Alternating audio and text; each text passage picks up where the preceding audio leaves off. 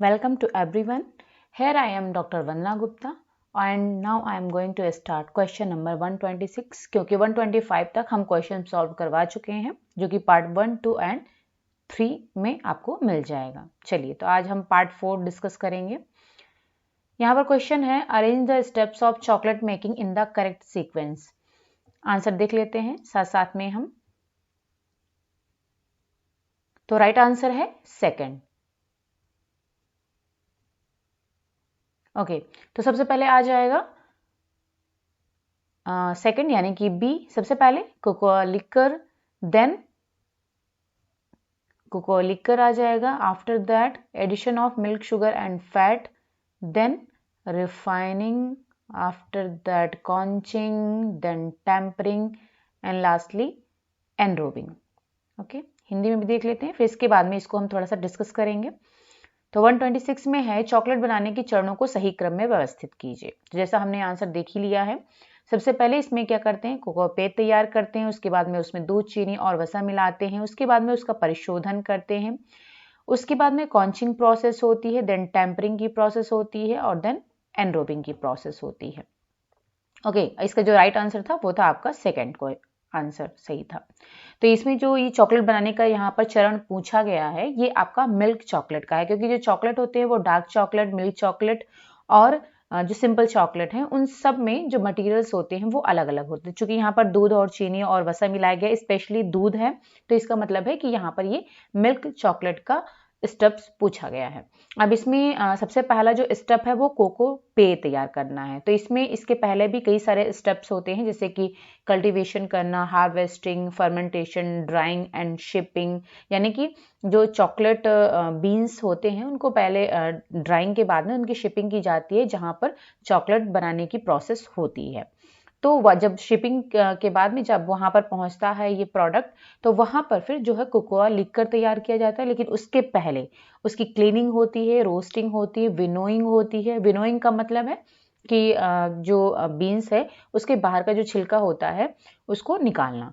तो इस तरीके से कोकोआ लिकर तैयार किया जाता है, फिर उसमें दूध, चीनी और वसा को मिलाया जाता है, फिर उसका परिशोधन होता है और कॉन्चिंग की प्रोसेस होती है। तो जो परिशोधन और कॉन्चिंग की प्रोसेस है, इन दोनों का जो रिजल्ट होता है वो ये होता है कि जो चॉकलेट है वो काफी स्मूथ हो जाता है। अब इसमें जो कॉन्चिंग है उसमें जो कॉन्च वर्ड है वो एक एजिटेटर होता है, जो क्या करता है, जो मिक्सचर होता है उसको स्टरिंग करने का काम करता है, यानी कि मिक्स करने का, हिलाने का काम करता है। और इससे क्या होता है, जो मिक्सचर है वो अंडर हीट क्या होता है कि वो मिक्सचर काफी स्मूथ हो जाता है। ठीक है, तो इस तरीके से जो ये परिशोधन और कॉन्चिंग की प्रोसेस हो रही है वो लगभग साथ साथ चलती रहती है और इससे जो मिक्सचर है वो काफी स्मूथ हो जाता है। इसके बाद में टेम्परिंग की प्रोसेस होती है। टेम्परिंग के नाम से ही पता चल रहा है, टेम्परिंग का मतलब है टेम्परेचर, यानी कि एक सर्टेन टेम्परेचर पर जो ये मिक्सचर होता है वो काफी स्टेबल फॉर्म में पहुंच जाता है, यानी कि मोस्ट स्टेबल फॉर्म में ये पहुंच जाता है एक सर्टेन टेम्परेचर पर। इससे क्या होता है कि इसका जो टेक्सचर है वो काफी शाइनी हो जाता है, यानी कि सरफेस जो चॉकलेट का है वो शाइनी हो जाता है और ये और ज्यादा स्मूथ हो जाता है, यानी कि इसकी स्मूथनेस जो बढ़ जाती है। इसके बाद में लास्ट होता है एनरोबिंग की प्रोसेस। तो एनरोबिंग में क्या होता है, चॉकलेट के ऊपर एक बहुत ही थिन कवरिंग कर दी जाती है चॉकलेट की ही, जिससे कि जो चॉकलेट है वो काफी क्रिस्पी बन जाता है। एक और प्रोसेस होती है मोल्डिंग की। तो जैसे आपने किट कैट चॉकलेट खाया हुआ है, तो उसमें क्या होता है कि जो बाहर का चॉकलेट होता है अंदर में वेफर्स होते हैं, तो जो बाहर चॉकलेट है तो वो एक चॉकलेट का ही मोल्ड है। ठीक है, उसी को मोल्डिंग बोलते हैं, जिसमें कि चॉकलेट का ही मोल्ड तैयार किया जाता है और उसके अंदर या तो चॉकलेट या फिर वेफर्स जो है अंदर फिल किया जाता है। ओके, तो ये है आपका चॉकलेट बनाने के चरण। अब आते हैं नेक्स्ट क्वेश्चन पर 127। तो यहाँ पर है put in the correct sequence the steps in planning the food plan. तो यहाँ पर फूड प्लान के बारे में पूछा गया है, तो इसका जो राइट आंसर है वो है थर्ड।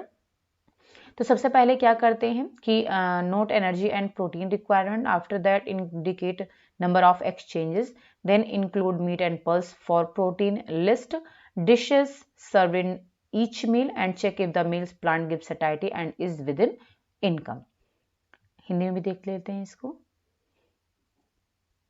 भोजन योजना तैयार करने के चरणों को सही क्रम में व्यवस्थित करना है। ठीक है, तो आंसर इसका हम देख चुके हैं, अभी हम इसको राइट बता देंगे कौन सा आंसर सही है। तो सबसे पहले इसमें क्या करते हैं, ऊर्जा और प्रोटीन की आवश्यकता को नोट करते हैं, यानी कि जिसके लिए हमें डाइट प्लान करना है, चाहे वो नॉर्मल पर्सन है या फिर कोई रोगी है, तो उसके अकॉर्डिंग कितनी ऊर्जा और प्रोटीन की उसको जरूरत है उसको नोट डाउन करते हैं। उसके बाद में उसी के हिसाब से हम एक्सचेंजेस निर्धारित करते हैं, टोटल एक्सचेंज लिखते हैं, फिर उसके बाद में टोटल एक्सचेंज को हम डिवाइड करते हैं, जैसे कि मॉर्निंग में कितना देना है, लंच में कितना देना है, स्नैक्स में कितना देना है और उसके बाद में डिनर में कितना देना है। तो इस तरीके से जो टोटल एक्सचेंज होता है उसको हम डिवाइड कर लेते हैं। अब अगर हमें प्रोटीन पर फोकस करना है तो हम जो नॉनवेज है, नॉन वेजिटेरियन है, वो मांस ही इंक्लूड कर सकते हैं प्रोटीन के लिए, और जो वेजिटेरियन है वो दाल को इंक्लूड कर सकते हैं। इसके अलावा और भी बहुत सारी चीज़ें हैं, सोयाबीन है, राजमा है और कई सारी दालें हैं, तो इस जो है प्रोटीन का बेस्ट सोर्स होता है, तो इसको जो है ऐड किया जा सकता है। या फिर जो दूध से बने प्रोडक्ट हैं जैसे कि पनीर हो गया, तो ये भी अच्छे प्रोटीन के सोर्स होते हैं, इसको ऐड किया जा सकता है। उसके बाद में प्रत्येक भोजन में परोसे जाने वाले व्यंजनों की सूची तैयार की जाती है। अब जो ये सूची तैयार की गई है, यानी कि जो भोजन योजना तैयार की गई है, अब वो ऐसी होनी चाहिए कि सैटिस्फैक्टरी वैल्यू देने वाली होनी चाहिए, यानी कि परितृप्ति होनी चाहिए जिसके लिए हम प्लान कर रहे हैं, और उसके साथ साथ में उसके आय के भीतर होना चाहिए, अदरवाइज वो आपने जो डाइट प्लान दिया है वो परचेज नहीं कर पाएगा। तो इस तरीके से इनकम के अकॉर्डिंग डाइट प्लान करना चाहिए, इसको ध्यान में रख करके करना चाहिए। ओके, तो यहाँ पर जो आंसर था वो था आपका थर्ड। ठीक है, आप एक बार इसको मिला भी सकते हो, मैंने यहाँ पर सारे ऑप्शन आपको बता ही दिए हैं करेक्ट। फिर 128 क्वेश्चन है, give the correct sequence of apparel production in a apparel industry. तो इसका जो राइट आंसर है वो है पहला, यानी कि सबसे पहले क्या होता है, कॉस्टिंग एंड शेड्यूलिंग होता है, then production pattern and grading होता है, इसके बाद में मार्कर मेकिंग है, देन कटिंग और लास्ट में उसको असेंबल करते हैं। हिंदी में भी देख लेते हैं इसको। तो 128 क्वेश्चन है कि परिधान उद्योग में परिधान उत्पादन का सही क्रम देना है। तो जैसा कि हमने देखी लिया है कि इसका आंसर पहला था, सबसे पहले कॉस्टिंग एंड शेड्यूलिंग होती है, देन प्रोडक्शन पैटर्न एवं ग्रेडिंग होती है, उसके बाद में मार्कर मेकिंग, फिर उसको कट करते हैं और उसके बाद में असेंबल कर लेते हैं। ठीक है, मार्कर मेकिंग का मतलब है जो कि हम ड्राफ्टिंग तैयार करते हैं ब्राउन पेपर पर, फिर उसी ड्राफ्टिंग के अकॉर्डिंग हम कपड़े को पर निशान लगाते हैं, तो वो मार्कर मेकिंग हो गया। उसके बाद में उसी मार्कर के हिसाब से हम कपड़े को कट करते हैं, उसके बाद में जो कटे हुए पीसेस हैं उनको असेंबल कर लेते हैं। अब आता है 129 question, give the correct sequence of manufacturing acrylic fibre. तो राइट आंसर इसका देख लेते हैं। इसका भी राइट आंसर पहला है, यानी कि सबसे पहले क्या करते हैं, पॉलीमराइजेशन की प्रोसेस होती है, देन डिसॉल्व करते हैं, उसके बाद में फिल्टरिंग, स्पिनिंग एंड लास्ट में स्ट्रेचिंग की प्रोसेस होती है। हिंदी में भी इसको देखते हैं, उसके बाद में हम थोड़ा सा इसको डिस्कस करेंगे एक्रिलिक फाइबर के बारे में। एक्रिलिक तंतु के विनिर्माण का सही क्रम पूछा गया, तो जैसा हमने देखा इसका जो आंसर था वो राइट आंसर था, सॉरी पहला आंसर था। तो सबसे पहले पॉलीमराइजेशन होता है, फिर घोलते हैं, फिर उसको छानते हैं, उसके बाद में उसकी कताई की जाती है और फिर जो है उसको खींचा जाता है। तो जो एक्रिलिक फाइबर है वो एक सिंथेटिक फाइबर होता है, क्योंकि फाइबर दो टाइप के होते हैं, एक नेचुरल और दूसरा सिंथेटिक। सिंथेटिक को हम मैनमेड फाइबर भी कहते हैं, क्योंकि मनुष्यों के द्वारा उसको तैयार किया जाता है। तो जो एक्रिलिक तंतु है वो एक सिंथेटिक फाइबर है, ठीक है, और साथ में ये एक लॉन्ग चेन सिंथेटिक पॉलीमर होता है। पॉलीमर का मतलब है कई सारे मोनोमर मिल करके पॉलीमर बनाते हैं। पॉली का मतलब हो गया कि एक से अधिक, कई सारे, और मोनो का मतलब हो गया सिंगल। तो कई सारे मोनोमर मिल करके पॉलीमर तैयार करते हैं, और इस तरीके से ये एक लॉन्ग चेन सिंथेटिक पॉलीमर होता है। अब इसके बाद में इसी प्रोसेस को जो मोनोमर मिल करके पॉलीमर तैयार कर रहे हैं उसी को पॉलीमराइजेशन कहते हैं। पॉलीमराइजेशन के बाद में उसको डिसॉल्व किया जाता है, यानी कि घोला जाता है, फिर उसको छाना जाता है, उसके बाद में स्पिनिंग की प्रोसेस यानी कि कताई की प्रोसेस होती है। तो जो कताई होती है वो दो प्रकार की होती है, एक वेट स्पिनिंग होती है और दूसरी ड्राई स्पिनिंग होती है। ठीक है, तो दो टाइप की स्पिनिंग एक्रिलिक फाइबर में की जाती है। उसके बाद में उसकी स्ट्रेचिंग की जाती है, यानी कि उसको खिंचाई की जाती है, और ये खिंचाई जो है, खिंचाई से क्या होता है, जितनी लंबाई का हमें फाइबर चाहिए, तंतु चाहिए, उसी हिसाब से हम उसकी स्ट्रेचिंग करते हैं। उसके बाद में उसको वॉश करना, ड्राई करना, थर्मोफिक्सिंग करना, फिर फिनिशिंग करना, फिर स्टीमिंग करना, क्रिम्पिंग अगर चाहिए तो क्रिम्पिंग करना, तो ये सारी प्रोसेस आती है। अब इसके बाद में आते हैं हम नेक्स्ट क्वेश्चन पर। 130 क्वेश्चन है कि arrange the steps of flower arrangement in correct sequence. तो इसका जो राइट आंसर है वो फोर्थ है। ठीक है, तो करेक्ट सीक्वेंस देखना है तो सबसे पहला क्या है, यहाँ पर collect all the required material, after that cut the stocks of flower in the desired length, after that anchor pin or stem holder firmly in the container, then arrange the flower in order of length in container and lastly add water in the container। Hindi में भी इसको देख लेते हैं। 130 question है ये आपका, पुष्प सज्जा के पदों को क्रम में व्यवस्थित करना है। ठीक है, जैसा हमने देखा कि इसका आंसर जो था वो फोर्थ था। तो सबसे पहले क्या करते हैं, जितनी भी आवश्यक वस्तुएं उनको संग्रहित कर लेंगे, उसके बाद में क्या करेंगे, पुष्प डंठल को इच्छित लंबाई तक काट लेंगे, फिर पात्र में पिन या फिर स्टेम होल्डर को दृढ़ता से लगाएंगे, फिर फूलों को पात्र में लंबाई के अनुसार उसका व्यवस्थित करेंगे और लास्ट में पात्र में पानी को डाल देंगे। ओके, चलिए इसका जो राइट आंसर था वो हमने देखा था कि फोर्थ इसका राइट आंसर है। चलिए अब आते हैं 131 क्वेश्चन पर। तो arrange the following stages of moral development in the correct order. तो इसका जो राइट आंसर है, इसका भी फोर्थ आंसर है, राइट। ओके, फोर्थ आंसर है। तो सबसे पहले क्या आ जाएगा इसमें, heteronomous morality, then instrumental purpose, then social order maintaining and last जो फोर्थ है वो social contract orientation and last है यूनिवर्सल एथिकल प्रिंसिपल। तो इसको भी अभी हम पिक्चर के माध्यम से आपको दिखा देंगे। यहाँ पर 5 दिए गए हैं, लेकिन जबकि इसके जो चरण हैं वो 6 होते हैं। ठीक है, तो जैसा हमने देखा ये जो राइट आंसर था उसका ये फोर्थ है। ओके, फोर्थ यानी कि सबसे पहले क्या आता है, परतंत्र नैतिकता आती है, उसके बाद में सहायक उद्देश्य आता है, फिर आपका ए ऑप्शन है सामाजिक व्यवस्था कायम करना, फिर सामाजिक अनुबंध विन्यास और लास्ट में आता है सार्वभौमिक आचार संबंधी सिद्धांत। ठीक है, तो जैसा हम यहाँ पर देख रहे हैं कि जो मॉरल डेवलपमेंट के स्टेप्स दिए गए हैं।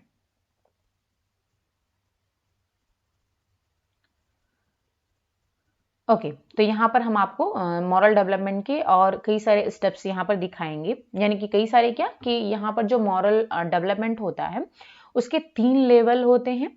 ठीक है, और तीनों लेवल में, हर एक लेवल में, स्तर में 2-2 स्टेज दिए गए हैं। और ये जो मॉरल डेवलपमेंट है ये दिया गया है किसके द्वारा, ये आपका कोलबर्ग के द्वारा दिया गया है। कोलबर्ग ने, जो कि एक मनोवैज्ञानिक हैं, उन्होंने नैतिक विकास के लेवल्स दिए गए हैं और हर लेवल में 2-2 स्टेज उन्होंने दिया हुआ है। तो यहाँ पर आप देख सकते हो जो लेवल है वो 3 है। एक तो पहला है पूर्व परंपरागत स्तर, दूसरा है परंपरागत स्तर और तीसरा है उत्तर परंपरागत स्तर, जिसे हम इंग्लिश में प्री कन्वेंशनल, कन्वेंशनल और पोस्ट कन्वेंशनल कह सकते हैं। ठीक है, अब यहाँ पर जो पहला वाला है लेवल, उसमें 2 है, जिसे कि हम ईगो सेंट्रिक जजमेंट बोलते हैं, इसमें होता है। तो पहला आता है इसमें दंड तथा आज्ञा पालन अभिमुखता और दूसरा है यांत्रिक सापेक्षिक अभिमुखता। और जो दूसरा है, अच्छा इसमें जो ये प्री कन्वेंशनल लेवल है, इसको हम ये कह सकते हैं कि आपका जब स्टार्ट कब होता है, ये बाल्यावस्था में स्टार्ट होता है। जो प्री कन्वेंशनल लेवल है ये बाल्यावस्था में स्टार्ट होता है और इसमें जो है बच्चों पर बाह्य नियंत्रण होता है, यानी कि स्पेशली उनके पेरेंट्स का उन पर कंट्रोल होता है। ठीक है, इसमें 2 आते हैं जो हम बता चुके हैं। फिर दूसरा आता है कन्वेंशनल लेवल, तो ये किशोरावस्था में स्टार्ट होता है और इसमें क्या होता है, सामाजिक नियंत्रण होता है और ये मेनली नियम और सिद्धांत पर आधारित होता है। इसमें भी 2 स्टेज है, परस्पर एकजुट अभिमुखता और चौथा है अधिकार संरक्षण अभिमुखता। फिर इसके बाद में जो तीसरा है वो आता है उत्तर परंपरागत स्तर। तो ये जो है आपका, इसमें भी जो उत्तर परंपरागत स्तर है ये यंग एडल्टहुड में आ जाता है और इसमें आंतरिक नियंत्रण होता है, यानी कि जो अब बच्चा पहले था बाल्यावस्था में था, फिर किशोरावस्था में आया, अब वो वयस्क हो चुका है, एडल्ट एज में आ चुका है, अब उसका खुद के ऊपर नियंत्रण होता है, आंतरिक नियंत्रण होता है। और इसमें जो नैतिकता होती है, मोरालिटी होती है, वो सहयोगात्मक मोरालिटी होती है, यानी कि मोरालिटी ऑफ कोऑपरेशन बोल सकते हो। और इसमें भी 2 स्टेज है, सामाजिक अनुबंध विधि सम्मत अभिमुखता और लास्ट है सार्वभौमिक नैतिक सिद्धांत अभिमुखता। तो यही सारी चीजें आपको दी गई हैं इसमें, जो यहाँ पर आप क्वेश्चन सॉल्व कर रहे हो। ठीक है, अब इसका डिटेल में अगर आपको चाहिए पूरा डिटेल में, तो इसको मैं अलग से वीडियो बना दूंगी एक, उसमें आपको पूरा डिटेल डिस्कस कर दूंगी, तो वहां पर आप इसका डिटेल में देख सकते हो। यानी कि जो 6 स्टेज हैं इसके 6 स्टेज को हम डिस्कस कर देंगे कि इसमें एक्चुअली क्या होता है, बच्चे की जो मॉरलिटी होती है वो कैसे कैसे चेंज होती है। अब आते हैं 132 क्वेश्चन पर। Arrange the following reflexes in the correct order of their disappearance. Okay, तो इसका जो थर्ड, तो सबसे पहले क्या आ जाएगा, रूटिंग, देन स्टेपिंग, और उसके बाद में है पैल्मर ग्रास्प, देन मोरो, और लास्ट में है बेबिंस्की। ये आपका आंसर है। हिंदी में भी देख लेते हैं। 132 क्वेश्चन है, तो यहां पर निम्नलिखित प्रक्रियाओं को उनके चले जाने के सही क्रम में व्यवस्थित करें। चले जाने के सही क्रम में, ठीक है। तो जैसा हमने देखा, इसका जो राइट आंसर था वो था तीसरा। सबसे पहले क्या है, रूटिंग, उसके बाद में स्टेपिंग, उसके बाद में पामर पकड़, फिर मोरो, और लास्ट में है बेबिंस्की। तो ये होता क्या है एग्जैक्टली, ये पहले भी मैं समझा चुकी हूँ, लेकिन यहाँ पर मैं फिर से आपको दिखा देती हूँ पिक्चर के माध्यम से कि एक्चुअली जो ये रिफ्लेक्सेस होते हैं वो होते क्या हैं, इसमें होता क्या है। ठीक है, तो देखिए इसके सारे रिफ्लेक्सेस हैं, तो यहाँ पर आप देख सकते हो। ठीक है, अब यहाँ पर जो टॉनिक नेक रिफ्लेक्स दिया का लेग, तो दूसरे साइड का जो लेग और हैंड है उसको वो अंदर की ओर इनवर्ट साइड में उसको मोड़ लेगा।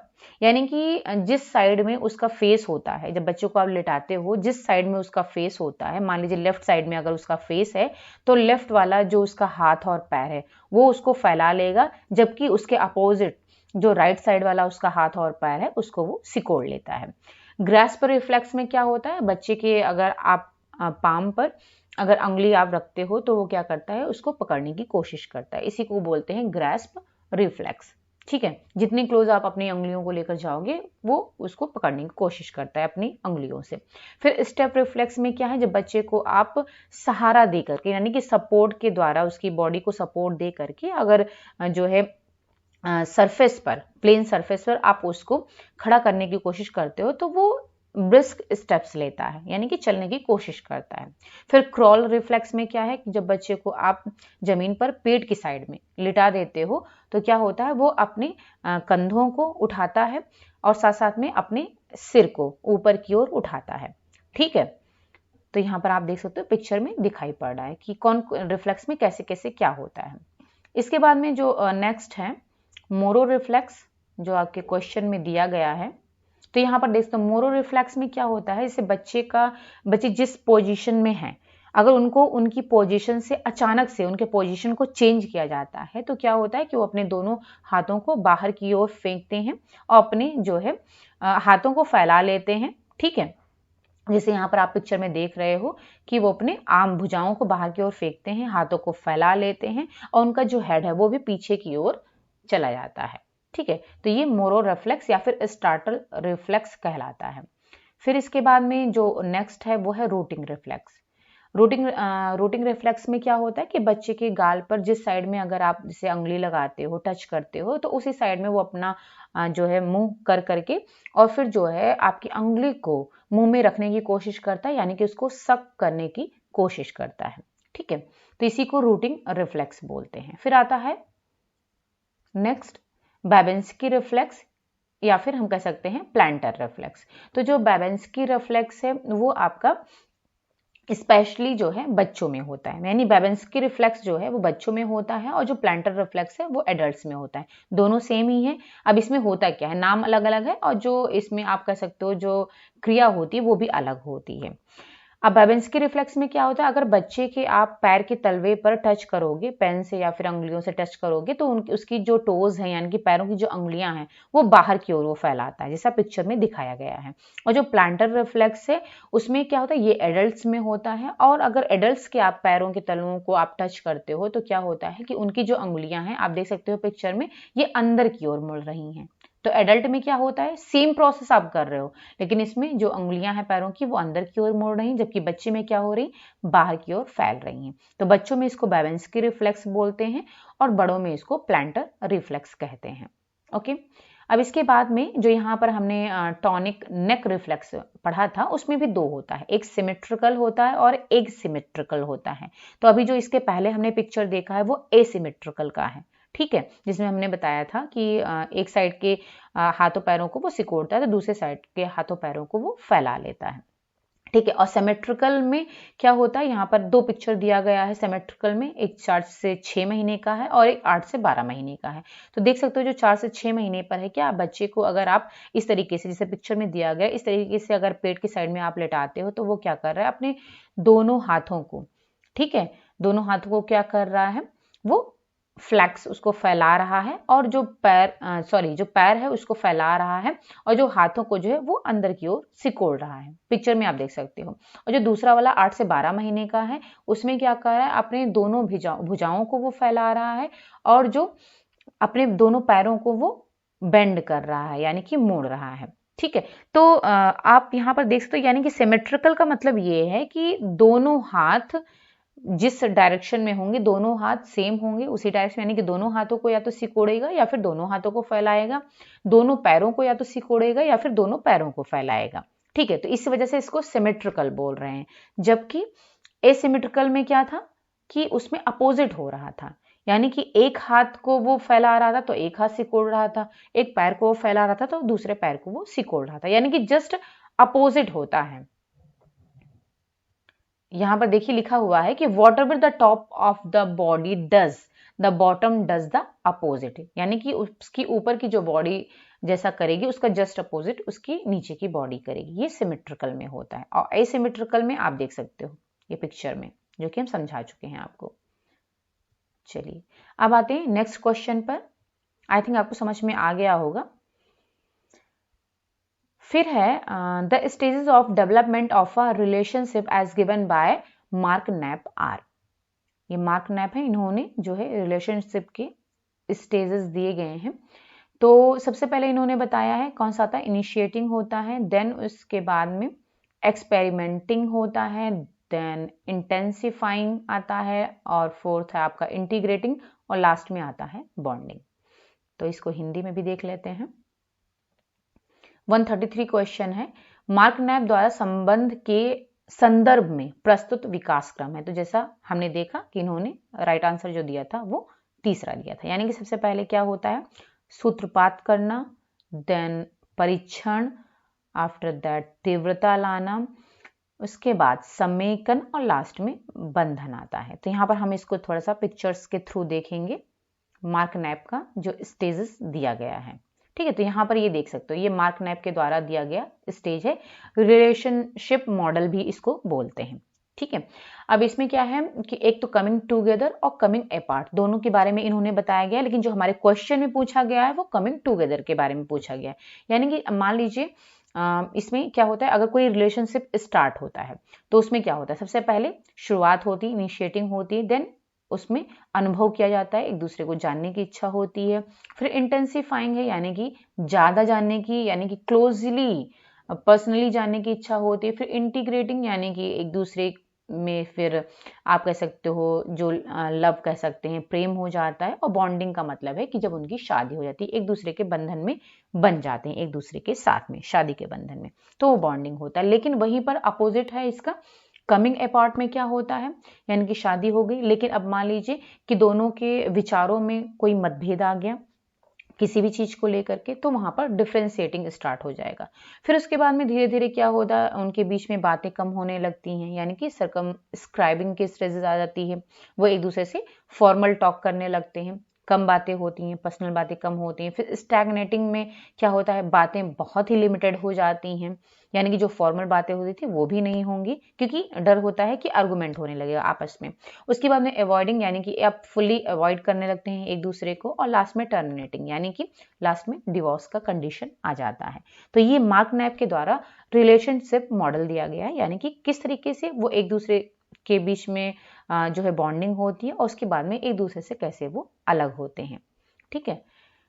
इसको भी हम डिटेल में कोशिश करेंगे कि आपको अलग से इसको हम डिटेल में समझा दें विद एग्जाम्पल। चलिए अब आते हैं 134 क्वेश्चन पर। What is the correct order of the 5 elements of communication in the Shannon and Weber's model? तो इसका जो राइट आंसर है वो है तीसरा। ठीक है, सबसे पहले इंफॉर्मेशन सोर्स आता है, after that transmitter, then channel, then receiver and lastly destination. Hindi में भी देख लेते हैं, इसको भी हम पिक्चर के थ्रू देखेंगे। शैनन और बीवर्स मॉडल में प्रस्तुत संप्रेषण संबंधी 5 घटकों का सही क्रम क्या है? तो जैसा हमने देखा, इसका जो राइट आंसर था वो था थर्ड। ठीक है, सबसे पहले क्या है? सूचना का स्रोत, उसके बाद में संप्रेषक आ जाता है, फिर चैनल आता है, देन प्राप्तकर्ता आता है और लास्ट में आता है गंतव्य यानी कि डेस्टिनेशन। तो यहाँ पर अभी हम इसको पिक्चर के थ्रू ही देख लेंगे। पिक्चर के थ्रू एक्चुअली ज़्यादा समझ में आता है, इस वजह से मैं कोशिश करती हूँ कि आपको पिक्चर के माध्यम से समझाऊं। तो यहाँ पर ये देखिए मॉडल ऑफ कम्युनिकेशन दिया गया जो कि शैनन और वीवर के द्वारा दिया गया। तो इसमें जैसे हमारे तो क्वेश्चन में 5 ही एलिमेंट्स हैं, लेकिन इन्होंने एक चीज़ और बताई है नॉइस के बारे में। तो इन्फॉर्मेशन सोर्स का मतलब है कि जो इन्फॉर्मेशन सोर्स का मतलब है जो कि सेंडर होगा, जो कि मैसेज दे रहा है। ठीक है, तो वो इन्फॉर्मेशन देगा क्योंकि वही एक सोर्स है इन्फॉर्मेशन पहुंचाने का। अब यहाँ से मैसेज क्या हुआ? ट्रांसमिट हुआ, जिसे कि हम एनकोडर भी बोलते हैं। यहाँ पे उसका ट्रांसमिशन हुआ और जो है यहाँ से सिग्नल भेजा गया। अब सिग्नल जो है वो चैनल के माध्यम से, चैनल का मतलब है कि कोई भी जिस माध्यम का यूज किया जा रहा है मैसेज को पहुंचाने के लिए। ठीक है, चाहे वो माइक हो सकता है या फिर कोई वीडियो हो सकता है या फिर पोस्टर हो सकता है, कोई भी चैनल हो सकता है। ठीक है, अब उस चैनल के थ्रू जो है सिग्नल रिसीव किया गया, किसके द्वारा? रिसीवर के द्वारा। ठीक है, अब रिसीवर ही जो है वो डेस्टिनेशन है यानी कि गंतव्य। गंतव्य का मतलब जिसके पास मैसेज पहुंच रहा है। ठीक है, तो रिसीवर ही गंतव्य होता है। अब चैनल में अगर मान लीजिए कोई बाधा आ गई, मान लीजिए माइक चैनल का काम कर रहा है, माइक के थ्रू मैसेज पहुंचाया जा रहा है, जो भाषण, जो भी लेक्चर दिया जा रहा है, कुछ जो भी बात बताई जा रही है, इन्फॉर्मेशन दी जा रही है, माइक के थ्रू जा रही है। तो अगर मान लीजिए बहुत ज़्यादा वहाँ पर पॉपुलेशन बहुत ज़्यादा है और बहुत ज़्यादा शोर हो रहा है, तो शोर होगा तो क्या होगा? माइक से आवाज़ नहीं पहुँच पाएगी लोगों तक। तो उससे क्या हो सकता है? तो यहाँ पर जो नॉइज़ है वो क्या है? एक बैरियर का काम कर रहा है। तो इसको हम कह सकते हैं कम्युनिकेशन बैरियर, यानी कि संप्रेषक बाधा कह सकते हैं, जो कि यहाँ पर नॉइस कर रहा है। ठीक है, तो ये है शैनन और वीवर का मॉडल। चलिए अब आते हैं नेक्स्ट क्वेश्चन पर। 135 क्वेश्चन है कि steps for executing action research are. तो इसका जो राइट आंसर है वो फोर्थ है। ठीक है, फोर्थ आंसर है। सबसे पहले क्या गया? Formulation of problem, then fact finding, after that review of literature, then brainstorming and generation of hypothesis, and last में selection of research procedure and implementation। Okay, Hindi में भी इसको देख लेते हैं। अगर इसको आप पीएचडी, जिसे हम जब थीसिस करते हैं, रिसर्च करते हैं, तो उसमें अगर आपने किया होगा, पीएचडी आप कर रहे होगे या फिर करने जा रहे होगे, तो आपको ये चीज़ें ज़्यादा समझ में आ जाएंगी, क्योंकि इसी तरीके से हम पीएचडी की जो रिसर्च है वो स्टार्ट करते हैं। ये सारे स्टेप्स होते हैं। यानी कि सबसे पहले क्या करते हैं? समस्याओं का गठन करते हैं, यानी कि समस्याओं का पता लगाते हैं। यानी कि रिसर्च में क्या होता है? सबसे पहले हम कोई टॉपिक लेते हैं जो सबसे ज़्यादा समस्या, जिस मतलब कोई भी चीज़ पर जिस पर बहुत ज़्यादा समस्या फैली हुई है, यानी कि एक समस्या, जो टॉपिक हम लेते हैं उसको हम कह सकते हैं कि वो प्रॉब्लम होता है। ठीक है, जिस पर कि हम रिसर्च करने जा रहे हैं। तो कोई भी एक टॉपिक हम चुनते हैं, यानी कि समस्याओं का गठन करते हैं, उसके बाद में करते हैं उससे रिलेटेड जो भी तथ्य हैं, जो भी फैक्ट हैं, उनका हम पता लगाते हैं। उसके बाद में क्या करते हैं? उससे रिलेटेड जितने भी रिव्यूज़ हैं, जो कि अलग अलग लोगों के द्वारा उस पर रिसर्च किया गया है, उनके रिव्यूज़ को इकट्ठा करते हैं, उनकी समीक्षा करते हैं। और उसके बाद में क्या करते हैं? ब्रेनस्टॉर्मिंग, यानी कि अपने दिमाग का यूज़ करते हैं, कह सकते हैं ब्रेनस्टॉर्मिंग। ठीक है, क्योंकि जब हम कई सारे रिव्यूज़ पढ़ते हैं तो हमारा ब्रेन फिर वो कह सकते हो, क्या कहते हैं, प्रेरित होता है, उसको मतलब ब्रेन स्टॉर्मिंग होती है। ठीक है, एग्जैक्ट टर्म्स नहीं आ रहा है मेरे पास। फिर उसके बाद में क्या होता है? हम फिर हाइपोथेसिस तैयार करते हैं। ठीक है, परिकल्पना बनाते हैं और फिर उसके बाद में हम मेन काम करते हैं, अनुसंधान जो प्रक्रिया है उसका हम चयन करते हैं और उसको कार्यान्वित करते हैं, यानी कि इम्प्लीमेंट करते हैं, जिसे कि हम मटेरियल एंड मेथड्स बोलते हैं। ठीक है, और उसके बाद में फाइनली हम रिजल्ट हमारा आता है, परिणाम निकलता है। ओके चलिए अब 136 क्वेश्चन पर आते हैं। यहाँ पर अब देखिए असर्शन और रीजन दिया गया है, तो दो यहाँ पर दिए गए हैं। तो सबसे जो पहला है उसमें है कि विटामिन सी सप्लीमेंटेशन में help to alleviate side effects of chemotherapy. Reason क्या दिया गया, vitamin C has shown to promote the cytotoxic effect of anti neoplastic agents from killing tumour cells. तो देख लेते हैं इसका राइट आंसर क्या है। तो यहाँ पर जो राइट आंसर है वो तीसरा दिया गया है कि यानी कि जो पहला है जो विटामिन सी एसेसन दिया गया है वो तो सही है, लेकिन जो उसका रीजन दिया गया है वो गलत है। चलिए अब आते हैं नेक्स्ट पर, सॉरी इसको हिंदी में भी देख लेते हैं।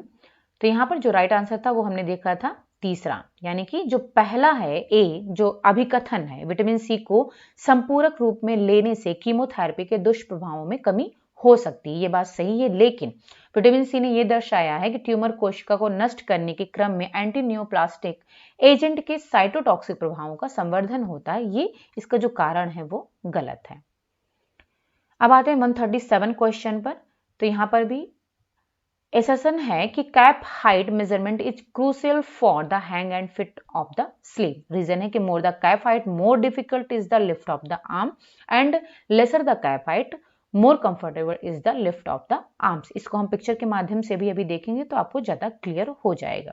तो इसमें जो राइट आंसर है वो है पहला, both A and R true and R is the correct explanation of A. Hindi में देख लेते हैं, फिर इसके बाद में हम इसको पिक्चर्स के थ्रू देखते हैं तो आपको ज्यादा क्लियर हो जाएगा। तो अभिकथन है कि कैप की लंबाई का माप बाजू के फिट एवं हैंग के लिए महत्वपूर्ण है। कारण है कि कैप की लंबाई जितनी ज्यादा होगी बाह को उठाना उतना ही कठिन है, और कैप की लंबाई जितनी कम होगी बाह को उठाना उतना ही आरामदायक होगा। तो यहाँ पर हमने देखा था कि दोनों ही सही हैं, ठीक है, और ये करेक्ट एक्सप्लेनेशन भी है। तो इसको हम पिक्चर देख लेते हैं इसका। अब यहां पर आप देख सकते हो, ठीक है, कैप हाइट होती क्या है। तो यहां पर आप देख सकते हो ये है स्लीप कैप, ठीक है, ये स्लीप कैप होती है। और यहां पर आप देखिए यहां से यहां तक का ये स्लीप कैप हाइट है, ठीक है, और ये जो है लाइन दिख रही है नीचे वाली, ये अंडर आर्म या फिर बाइसेप्स लाइन होती है। ओके, अब यहां पर आप देख सकते हो कि अब दो क्लासिक जो हाइट होती है वो आपकी ग्रीन वाली लाइन है, जो ब्लू वाली लाइन है वो कैजुअल है, और जो सबसे कम है हाइट वो आपकी टी शर्ट की है। इसी वजह से टी शर्ट कंफर्टेबल होता है, क्योंकि कैप हाइट जितनी कम होगी उतना ही कंफर्टेबल होगा हमारे बाजू को ऊपर उठाना। अब यहाँ पर आप देख सकते हो एग्जैक्टली कैप हाइट क्या है, यहाँ से यहाँ तक की आपकी कैप हाइट है, और ये आपकी बाइसेप्स लाइन है। The tape measure needs to be resting against the armpit to take the bicep measurement। यानी कि जो कैप हाइट ली जाती है वो आर्मपिट से लेकर के बाइसेप तक की जो हाइट होती है वही आपकी कैप हाइट होती है। ओके, आई थिंक आपको समझ में आ गया होगा कि कैप हाइट एग्जैक्टली होती क्या है। ओके, अब 138 क्वेश्चन पर आते हैं। A room with dark colored walls will require more light sources to get reflective light levels। Reason है कि the illumination in a room with dark colored walls will be distributed further and more evenly as the light is reflected from surface to surface। तो answer इसका देख लेते हैं, तीसरा है, यानी कि जो पहला है वो तो सही है, लेकिन इसका जो रीजन है वो गलत है। ओके, हिंदी में भी इसको देखते हैं। अभिकथन है कि गहरी रंगी हुई दीवारों वाले कमरे में रोशनी के परावर्तन के स्तर को पाने के लिए अधिक रोशनी के स्रोतों की आवश्यकता पड़ती है। कारण है कि गहरे रंगों की दीवारों वाले कमरे में जब रोशनी एक सतह से दूसरी सतह पर परावर्तित की जाती है तो प्रकाश का वितरण दूर तक व अधिक समान होगा। तो जैसा कि हमने देखा कि पहला तो सही है, अभिकथन सही है, लेकिन जो इसका रीजन है वो गलत है। फिर है 139 question. Socialization refers to the process of inducting the individual into the social and cultural world of making him a particular member in society and its various groups। Reason है कि through socialization, children and adolescents learn ways of their everyday lives and acquire skills of social interaction within the family, with their peer group and other social group। तो इसका जो right answer है वो पहला है, यानी कि दोनों ही सही हैं और करेक्ट एक्सप्लेनेशन है। अभिकथन है कि समाजीकरण का अर्थ किसी व्यक्ति को सामाजिक और सांस्कृतिक परिवेश में सम्मिलित किए जाने, उसे समाज का और उसके विभिन्न समूहों का विशेष सदस्य बनाने की क्रिया है। कारण है कि समाजीकरण के माध्यम से बच्चे और किशोर अपने दिन प्रतिदिन के जीवन जीने के तरीके सीखते हैं और परिवार के भीतर अपने साथियों और अन्य सामाजिक समूह के साथ सामाजिक परस्पर व्यवहार के कौशल को अर्जित करते हैं। तो दोनों ही सही है और जो ए है जो आर है वो ए की सही अभिव्यक्ति भी है। फिर 140 क्वेश्चन पर आते हैं। Technical problems are related to the interpretation of meaning by the receiver as compared to the intended meaning of the sender. Reason है कि semantic barriers are related to speech and language. तो इसका जो right answer है वो fourth है, यानी कि A is not correct but R is correct. यानी कि जो assertion है वो गलत है लेकिन reason सही है। अभिकथन है कि प्रेषक के संदेश के अभिप्रेत अर्थ की तुलना में संदेश प्राप्तकर्ता द्वारा उसका अर्थ निकाला जाना तकनीकी समस्याओं से संबंधित है।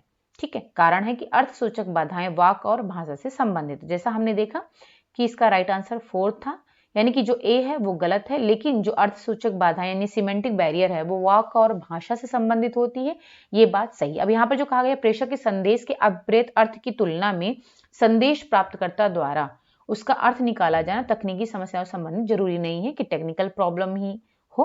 ठीक है, तो इसकी वजह से ये गलत है। अब यहाँ पर पैराग्राफ आ गया है।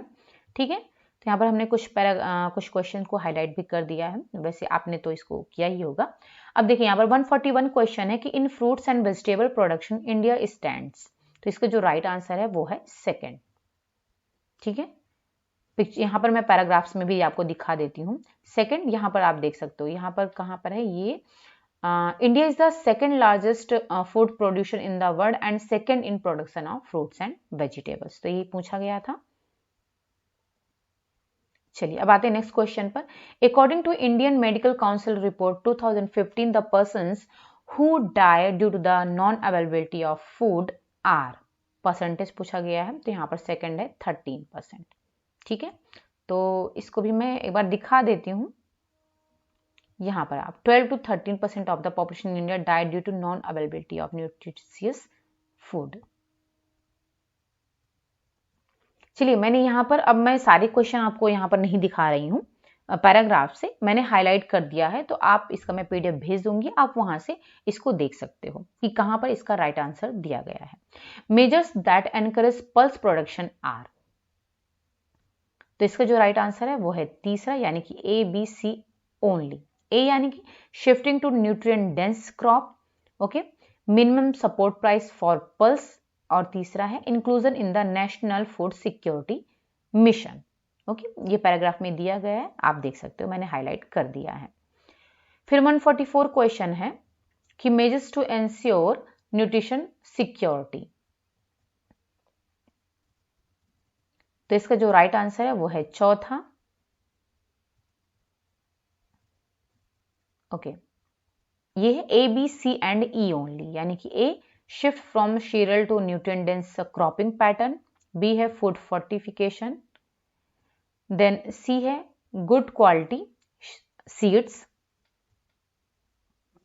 और ई है पेरी अर्बन वेजिटेबल गार्डन्स, इसका राइट आंसर है। फिर है non availability of nutritive foods lead to, answer इसका पहला है A B D and C only. A यानी कि poor quality of life, low productivity, और डी है मोर हेल्थ कॉस्ट। में भी देख लेते हैं। फलों तथा सब्जियों के उत्पादन में भारत का दूसरा कौन सा स्थान है, तो हमने देखा था दूसरा स्थान है, इसका राइट आंसर है।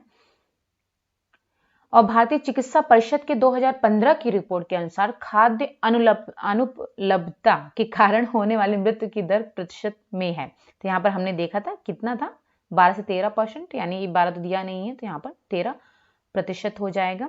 वह उपाय जो दालों के उत्पादन को बढ़ाता है, तो यहाँ का जो राइट आंसर था वो था तीसरा, यानी कि ए बी और सी, यानी कि पोषक तत्वों से भरपूर फसल की ओर शिफ्ट होना, दालों का न्यूनतम समर्थन मूल्य, और राष्ट्रीय खाद्य सुरक्षा प्रोग्राम में शामिल होना। इसके बाद में 144 क्वेश्चन है कि पोषण सुरक्षा सुनिश्चित करने के उपाय,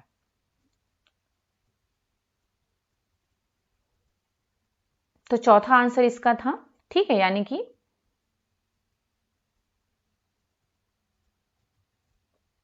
ये वाला A, B, C and E।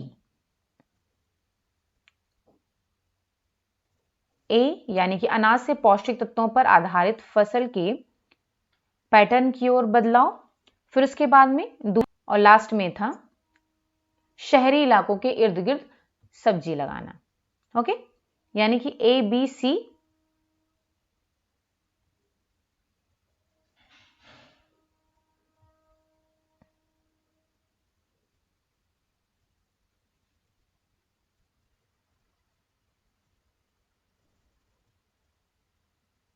Okay. चलिए अब आते हैं नेक्स्ट पर। तो 145 क्वेश्चन है, पौष्टिक भोजन की अनुपलब्धता से हो सकता है। तो जैसा हमने देखा था यहां पर आपका A, B, C और D था इसका आंसर। निकृष्ट गुणवत्ता का जीवन, निम्न उत्पादकता, न्यून मानसिक विकास और अधिक स्वास्थ्य लागत। ठीक है, यानी कि इसका जो राइट आंसर था वो था पहला A, B, D और C, यानी कि A, B, C, D। अब आते हैं दूसरा कॉम्प्रिहेंशन दिया गया है, इसमें भी हमने इसका जो है हाईलाइट कर दिया है, आप देख सकते हो क्वेश्चन पीडीएफ में आप देख सकते हो। Which two of the following options refers to the factors linked to child labour as stated in the paragraph. तो इसका जो राइट आंसर है वो तीसरा है, यानी कि A and B, parents education, और दूसरा है द इंडियन जस्टिस सिस्टम। इसके बाद 147 क्वेश्चन है कि what harm does child labour cause to children from among the following option which one is incorrect with reference to the paragraph. तो इसका जो राइट आंसर है वो है चौथा, यानी कि B and C only. B, the children do not develop social skill, और सी है the children are not able to find quality jobs as adults. फिर 148 क्वेश्चन है, the plight of girl child labour is worse than that of the boy child because. पहला answer है A, B, C only, यानी कि C is a labourer, C is a child, C is a girl. तो मैंने highlight कर दिया है, आप पैराग्राफ में देख सकते हो। फिर 149 क्वेश्चन है, which are the areas of labour in which the girls children are found to be employed. किस एरिया में? तो दूसरा आंसर है इसका A, B, D, household work, agriculture work, और डी है bonded labour. The girl child is engaged for labour usually in, किसमें? सबसे ज्यादा डोमेस्टिक वर्क में। हिंदी में भी देख लेते हैं। निम्नलिखित में से कौन से दो विकल्प अनुच्छेद में उल्लिखित बाल श्रम से जुड़े हुए कारकों से संबंधित हैं? ठीक है, तो इसका जो राइट आंसर था वो था तीसरा, ए और बी, यानी कि अभिभावक की शिक्षा और भारतीय न्याय व्यवस्था। फिर 147 क्वेश्चन है कि बाल श्रम से बच्चों का क्या नुकसान होता है? अनुच्छेद के संदर्भ में निम्नलिखित कथनों में से कौन सा कथन गलत है? तो इसका जो राइट आंसर था वो था चौथा, यानी कि बी और सी। बी का मतलब है यहां पर बच्चों में सामाजिक कौशल का विकास नहीं होता है, और क्या होता है, बच्चों के वयस्क होने पर वे बेहतर नौकरियां पाने में सक्षम नहीं होते, ये नुकसान होता है अकॉर्डिंग टू पैराग्राफ। फिर 148 क्वेश्चन है, बाल श्रमिक की दशा बालक बाल श्रमिकों की अपेक्षा अधिक बुरी है, क्योंकि? तो इसका जो राइट आंसर है वो पहला है ए, बी और सी, यानी कि क्योंकि वो एक श्रमिक है, वो एक बच्चा है, और तीसरा वो एक लड़की है।